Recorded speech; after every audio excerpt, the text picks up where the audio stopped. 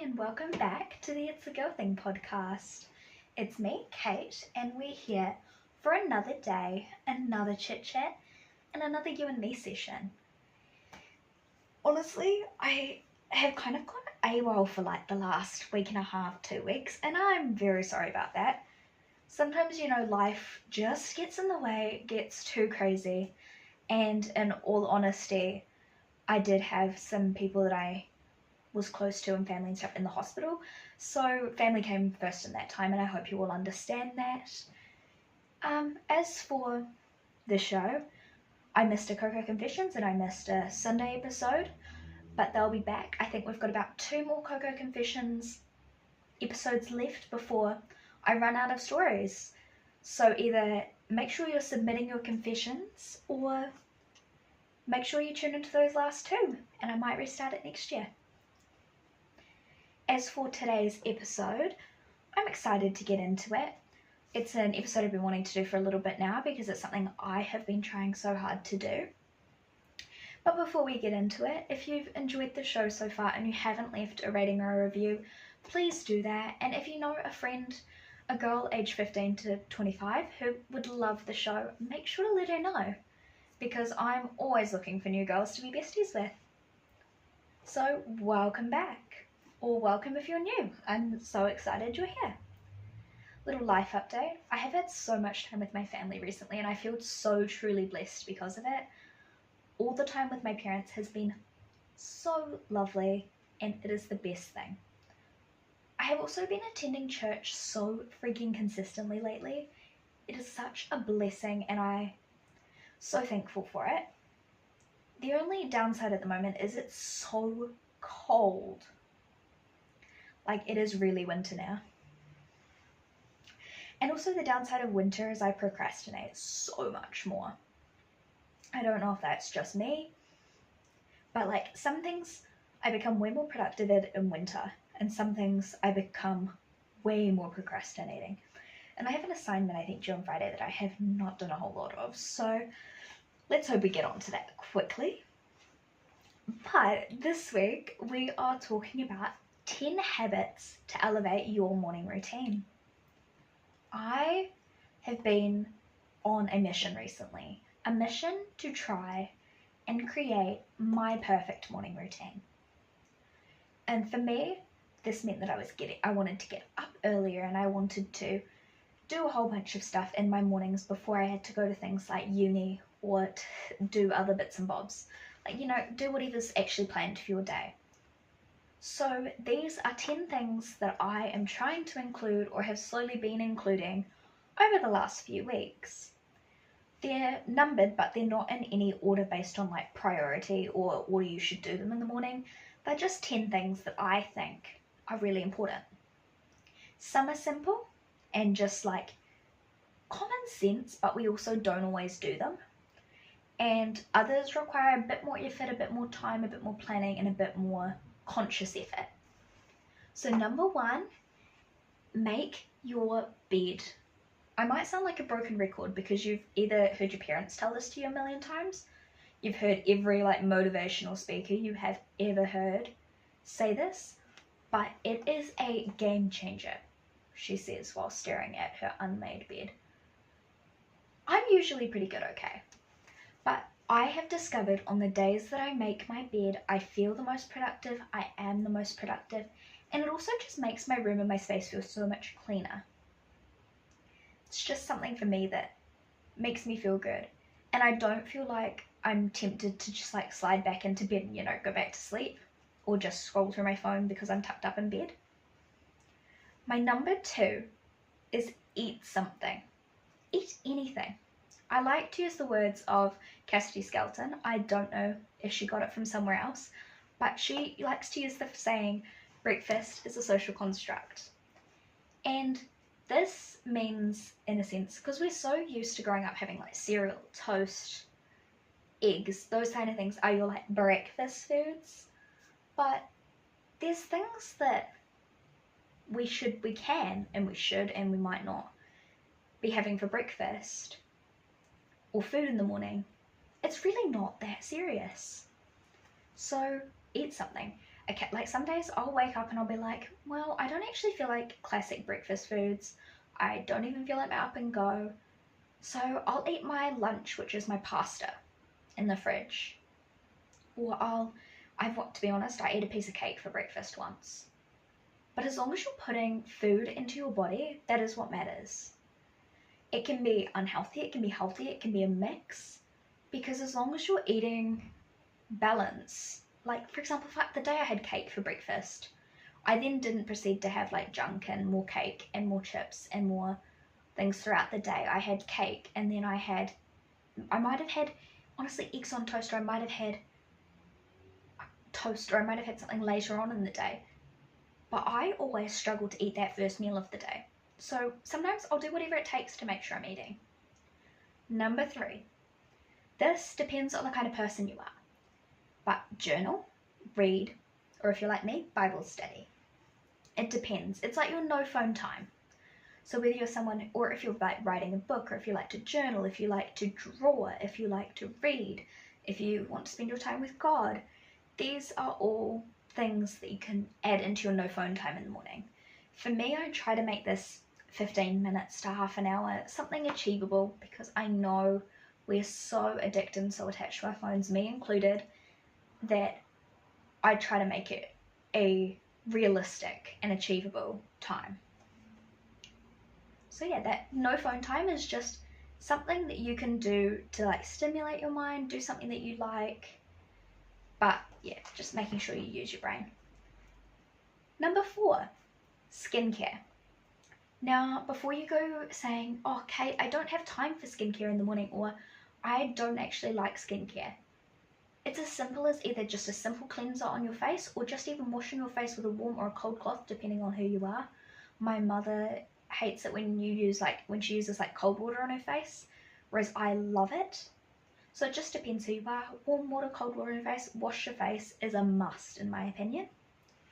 And then you can go on to do even more of a regimented skincare routine, or you can just put some moisturizer, you can just go on with your day with a clean face. Or if you're someone like me, on some days you want to put a little bit of makeup on, whether it's a little bit of blush, a little bit of highlight, a little bit of bronzer, any of those things. That's another thing that I like to do in my morning routine. Number 5, this is also something that is like considered a simple and probably overly repeated thing, but move your body. This can be as simple as 5 minutes of yoga, going to take a Pilates class, going for a little walk around the block, doing a few stretches, play a sport. Move your body in the morning. Have a room dance party. This is my go-to sometimes when I'm not in the mood. Put on your like favorite songs. If it's early, please put in headphones if you live with other people, or if you live in a complex like I do, because we don't want to be waking people up. But headphones in, have a little dance party, get your body moving, because it'll set you up for such a good day. It releases those endorphins and it makes you feel good. Number 6, this goes very much alongside number 5, and is very much one of those repeated motivational speakers. You hear them all say it, you'll hear everybody say it, but drink water. Drink water. Like, it's fine for you to have a coffee or another drink, or whether you're like me, hot chocolate or a flavoured milk or a chalky milk or tea or whatever it is that you have first thing in the morning. Have at least 1 glass of water, whether it's cold water, room temperature water, tap water, sparkling water even, but drink some water in the morning. It's great for getting your brain started for the day, sets you up on a good track for continuing to drink water throughout the day. Number 7, this is such an important one for me that I have really started doing, which is make a mental plan of your day. What do you actually need to get done?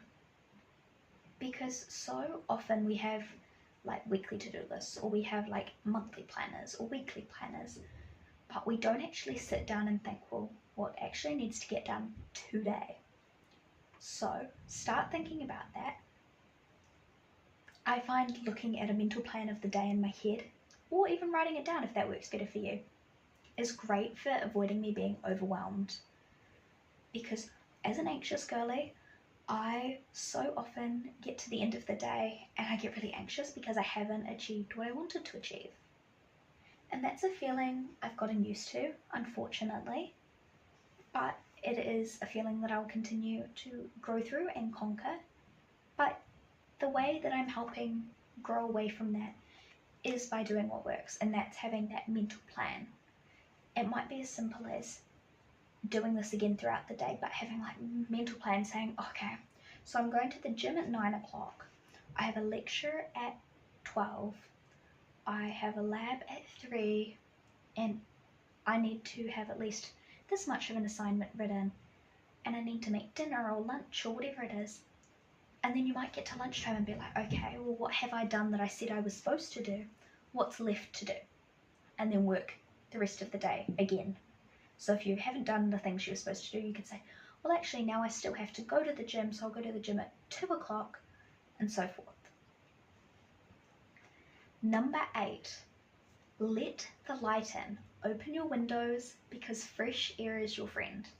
No matter where you are, if you can open a door, open a window, let natural light in, it will be your best friend. There is nothing better than fresh air.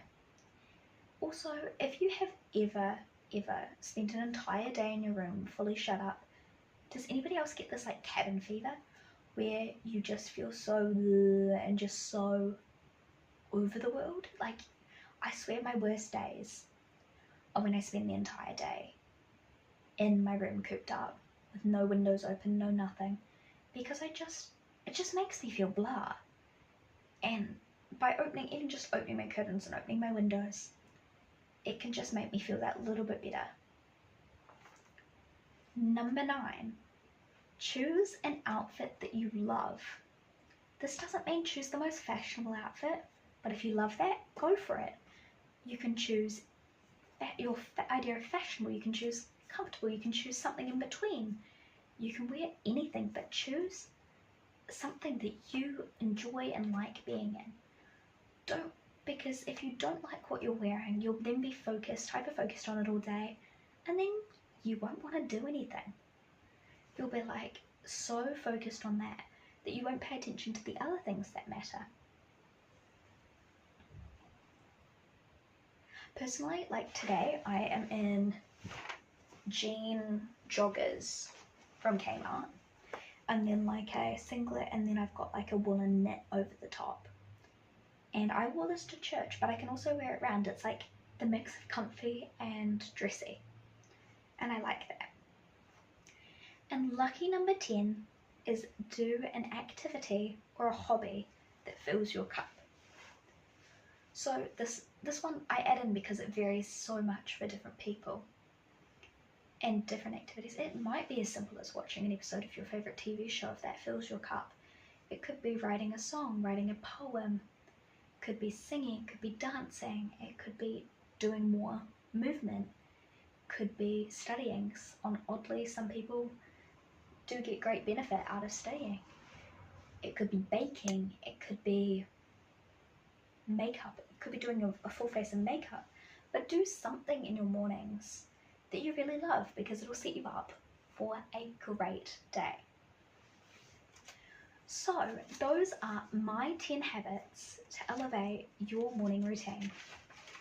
I hope you have enjoyed and that you have got something out of that list, even if you pluck from here and you take number 2, 3, 6, 8, and that's all you take away. At the very least, I hope you take something. Let's just, before we go, get into a little reminder of how fabulous you are, because I want to stop and tell you that. So if you haven't thought about it today, just take a breath and remember that you woke up. Remember that you're alive, and that is a blessing. You got to breathe in fresh air today. You, I hope, got to see the outside. I hope you, if you're in New Zealand or the Southern Hemisphere right now, I hope you got to bundle up in some warm clothes because it's been cold. If you're in the Northern Hemisphere, I hope you're having a great summer because I'm extremely jealous. But no matter where you are, no matter who you are enough. You deserve food, you deserve water, you deserve to be happy. You deserve peace. You are so, so loved. By me, by God, by your friends, by your family. You are so loved. So don't forget to live your life. Don't live in fear. Do the things that scare you. And yeah, just get out there. Live the life you always dream of. The ones that you see influencers and you see movie stars and you see on TV. You can make that life yours in one way or another. So why keep waiting? Just start living it now, and it might just get better every step of the way. So thank you so much for joining me this week. I'm glad we got a little catch up. I think it's a little bit shorter of an episode today, but might be a good one to get us back into it. But once again, don't forget to tell a friend, especially if you've got a friend who has been dying to update their morning routine. Then send them this video or send them this episode because I'm sure they'll benefit from it. Now, to stop sounding like a broken record, I'm only going to say it once more, but I love you. I'm so happy you're here. Thank you for being with me, and I'll see you either on Wednesday for Coco Confessions or I'll see you next Sunday. Bye!